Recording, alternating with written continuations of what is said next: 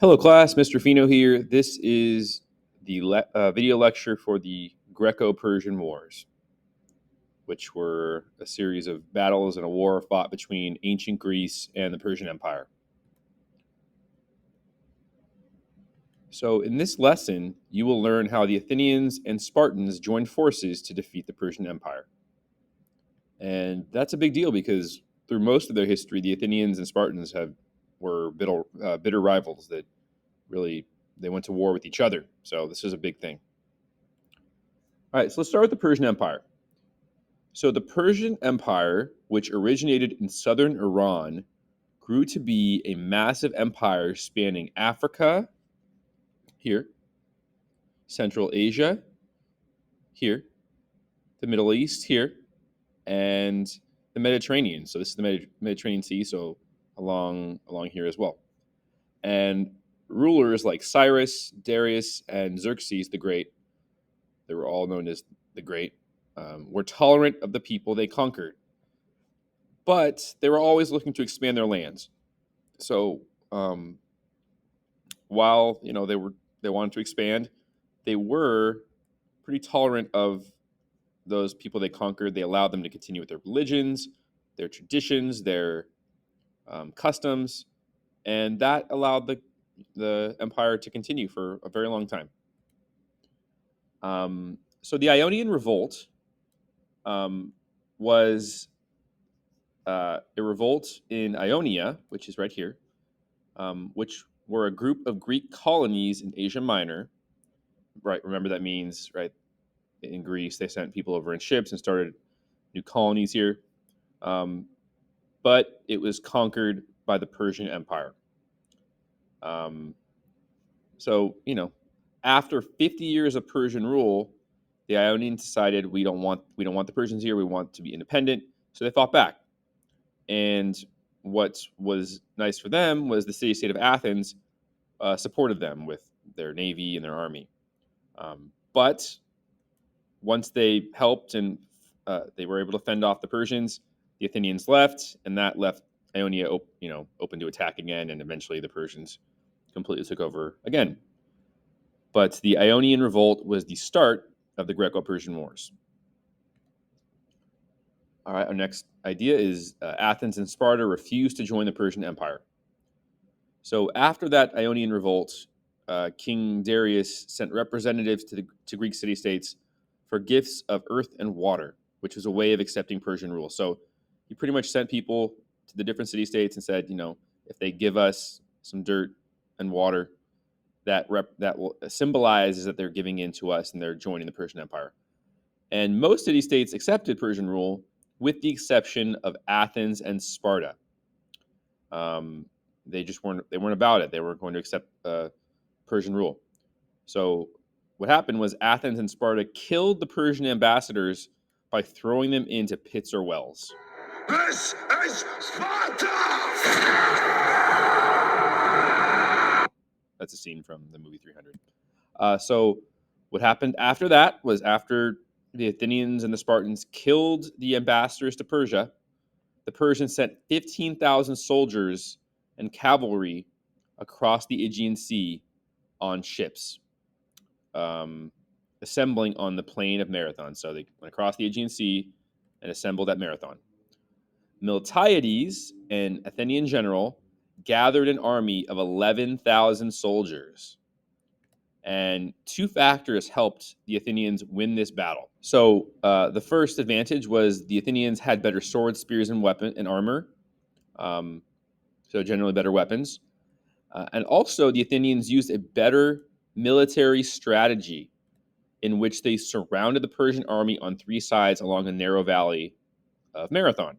So this image here shows how that would have worked. So you can see here is the center of the Athenian forces, right? They went in to draw them in. So the Persians would have gone forward this way.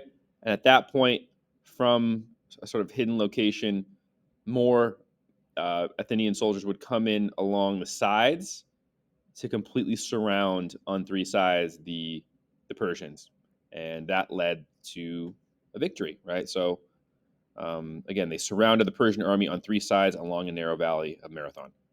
And Greek sources claim the Persians lost 6,400 soldiers, while Greece lost only 192. Now that's a claim. Not sure if that's true, but nonetheless, the Greeks definitely won this battle. All right, next we have the Battle of Thermopylae. So King Xerxes organized, King Xerxes of the Persian Empire, organized an invasion of Greece by way of the Hellespont Channel. All right, so here is the Hellespont Channel right here. And what he did was he had engineers create two floating bridges connecting hundreds of boats and placing wooden boards on top. So the channel is very, very narrow to the point where if you look at this image, that's looking across the channel. You can see the other side of the land. So this was impressive to do, but it wasn't like super, super insane what they did. But this allowed the Persian army to walk across into Europe, as this image shows. All right, you can see the two bridges, one in the foreground, one in the background. Some Greeks decided to join the Persian army, but Athens and Sparta chose to join forces against the Persians. So Athens and Sparta joined forces against the Persian army. And what happened was the Athenian navy agreed, oh, we'll fight the Persian navy because our navy is really strong, while King Leonidas of Sparta would lead the fight against the Persian army. And this is another, there's a statue of King Leonidas, and here is a representation from the movie 300. So the Spartans made their last stand at Thermopylae, which was a narrow pass between the mountains and sea. So here you can see Thermopylae. Here it is here, right? Sea, mountains here. And with only 6,000 to 7,000 Spartan soldiers, they were able to drive the Persians back. So here they are, fighting them back, boom, boom, boom. But unfortunately for them, a Greek trader showed the Persians a secret path into the mountains, which allowed them to surround and defeat the Spartans. So a trader showed the Persians, oh, if you go through here, this mountain goat secret path, you can go back, on the other side of the Spartans, surround them completely, and defeat them. And that's what happened.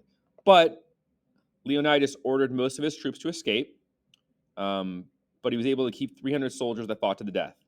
So this is the legend of the 300 soldiers. And it says that they fought until every weapon was broken, then fought with their bare hands. They lost, but it's a pretty remarkable story. And there they are. Next, we have the Battle of Salamis. So, knowing the Persian army was coming for Athens, many moved their families to the nearby island of Salamis. So, from Athens to this island right here. And unfortunately for the Athenians, within 2 weeks, Xerxes and the Persians burned Athens to the ground. So, here's a scene from that. An Athenian navy leader, Themistocles, had a strategy to defeat the Persians. So, there's Themistocles. He believed that if they placed their ships in the narrow channel between Salamis and the Greek mainland, they could defeat the Persian fleet. So I'll show you what that looked like in a minute. But to get the Persians there in the first place, Themistocles tricked Xerxes into thinking that he was joining the Persian side and even encouraged Xerxes here to attack. But it was a trick. So as the Persian fleet approached, the Athenian navy pretended to retreat. So here's the area. They pretended to retreat, right? Trying to get away. Oh, that's what the Persians would see, which pushed the Persians further into the channel. But what they didn't know was the Athenians were kind of hiding in this little area here, and the Athenians were able to surround the Persians using their trireme warships to ram the Persian boats and defeat them in battle. And so those trireme warships look something like this. See that front here? They would have rammed the boats of the Persian Empire and destroyed them, and this led to victory.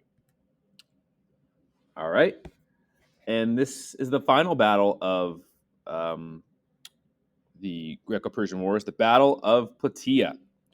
In the spring of 479 BCE, Xerxes and his men attacked Athens once more. The Spartans and the Athenians joined forces one last time to battle the Persians. And led by the Spartans, an army of 80,000 Greeks defeated the Persians outside the town of Plataea. And then simultaneously, in another battle across the Aegean Sea, a Greek fleet defeated the Persians in battle. And after this victory, Xerxes never attempted an invasion of Greece again, so it ended the Greco-Persian Wars. All right, so in conclusion, in this lesson, you learned how the Athenians and Spartans joined forces to defeat the Persian Empire. Thank you.